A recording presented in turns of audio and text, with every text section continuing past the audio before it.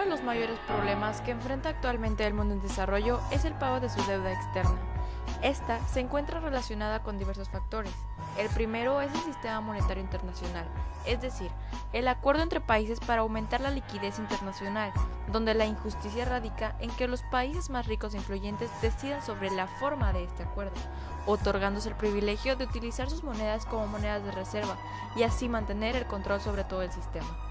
Los países menos desarrollados se ven discriminados ya que, al no contar sus monedas con la confianza internacional, se ven supeditados a la situación de monedas extranjeras. Después de la Segunda Guerra Mundial, el nuevo sistema creado en Bretton Woods dio lugar a la creación del FMI y el Banco Mundial. El primero concebido como un banco central global que otorgaría créditos como medio para incrementar la liquidez mundial, y el segundo se concibió como un banco de fomento. Sin embargo, el reducido monto acordado de las cuotas y su inequitativa distribución, la cual favoreció a los países más industrializados, hicieron que el papel del FMI y el Banco Mundial en la expansión de la liquidez mundial fuera marginal. En realidad, la creación del FMI y el Banco Mundial no alteraba el mecanismo de creación de dinero internacional, sino que solo lo complementaba. Las autoridades monetarias y los bancos comerciales de los países más desarrollados continuarían proporcionando los medios de pago. Sin poder sobre decisión, los países en desarrollo quedaron expuestos a las políticas que decidieran los países más industrializados, los cuales se unen bajo los mismos intereses de mantener su poder sobre ellos. Hoy, ante un sistema de fluctuación generalizado, los países en desarrollo se encuentran expuestos ante la especulación de la convertibilidad de divisas, en detrimento también de sus exportaciones, la cual es su primer medio de obtención de recursos, incrementando su deuda.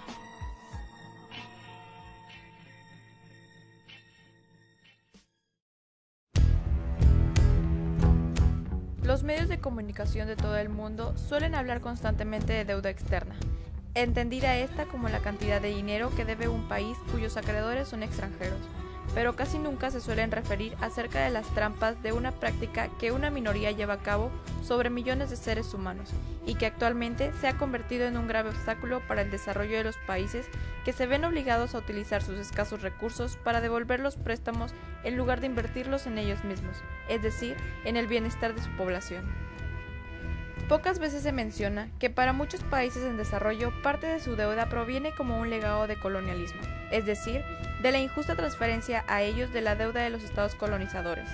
Otra forma de deuda es la llamada deuda odiosa, la cual es el resultante de préstamos realizados a gobiernos ilegítimos o dictatoriales que usaron el dinero para oprimir a su población o para propósitos personales.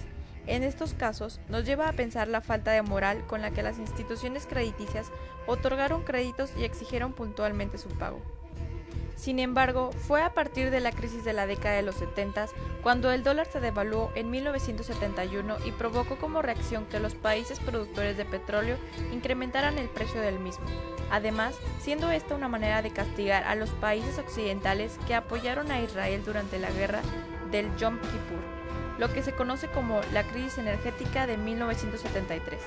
Todo esto desembocó en un excedente de ganancias a los países petroleros, comúnmente llamados petrodólares, los cuales fueron depositados en bancos comerciales de los países desarrollados. Estos bancos, utilizando el excedente de capital de los petrodólares y en su búsqueda de otorgar préstamos, encontraron en los países subdesarrollados el lugar ideal para colocar créditos abundantes y así rentabilizar el capital. Dichos préstamos estuvieron dirigidos en un principio hacia aquellas economías que tuvieran posibilidades de pagarlas, como Brasil, México y Argentina, pero los bancos, en su afán sin control, también prestaron a países menos desarrollados, atrapándolos en esta vorágine. La mayor parte de estos créditos se hizo en base a la tasa de interés flotante, por lo que esos países se convirtieron en clientes cautivos de los bancos, es decir, países exportadores de capital. Ya para la década de 1980 y coincidiendo con la crisis energética provocada por la revolución islámica en Irán, trajo consigo un proceso inflacionario y un desajuste en la balanza comercial de los países en desarrollo, los cuales, sin su principal fuente de ingresos, no fueron capaces de seguir pagando el servicio de su deuda, siendo este el momento conocido como la crisis de la deuda. La banca.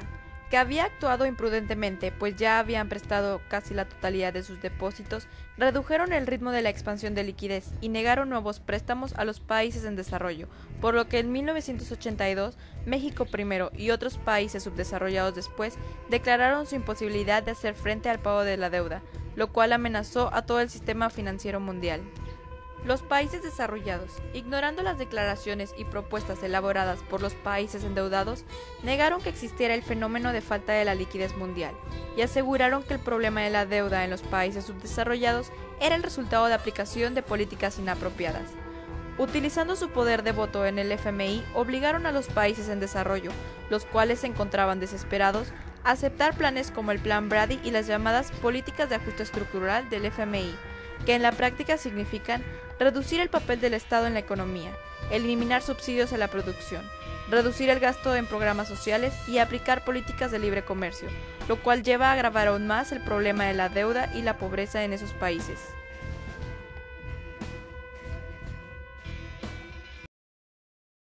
Es por tal motivo que en las últimas décadas del siglo XX se hizo evidente que los problemas graves a los que se enfrenta la humanidad debían de tener una respuesta también a escala planetaria.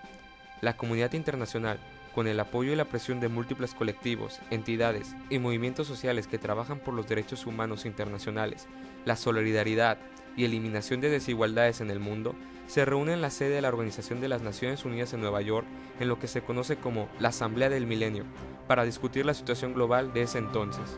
En tal acontecimiento, las 189 naciones se plantearon una serie de compromisos para trabajar en conjunto por el bien de todo el planeta.